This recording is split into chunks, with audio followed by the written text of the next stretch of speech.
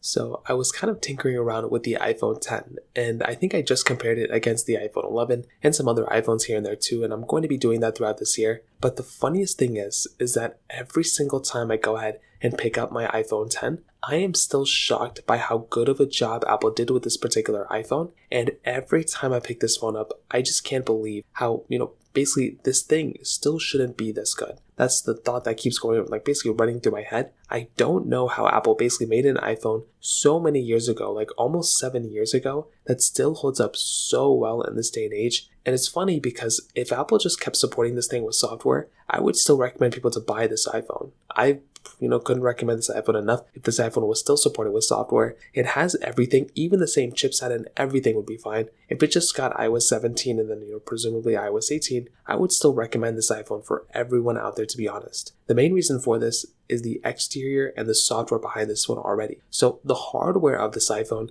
was already ahead of its time. They were a little late of removing bezels and everything, but I think when they removed it and they gave it to us like this, they hit it right on the head. And even though this iPhone still has a notch, it still doesn't have like 120 hertz display or anything like that, I think the display quality of this phone is still very, very good. And I still think that if you're in the market, this is a very good display that compares very well against even a couple of the successors of the iPhone 10. I would say all the way up until the iPhone 13, this particular iPhone's display holds up very well against those ones. Now, of course, it's not a ProMotion display, so it doesn't hold up well against those, but it still looks very good, and I'm still a massive fan of the iPhone 10's display in and of itself. I also think the exterior, the rest of the body, looks very good on this phone as well. Like if you're comparing this iPhone against all the other iPhones out there, this one still looks very good, still looks very sharp. And like I said, I'm a big fan of the way this particular phone feels and holds up against phones like the iPhone 13 and iPhone 14 and even like iPhone 12. Those iPhones look, compare very, very well against the iPhone 10. Now, on top of that, the iPhone 10 software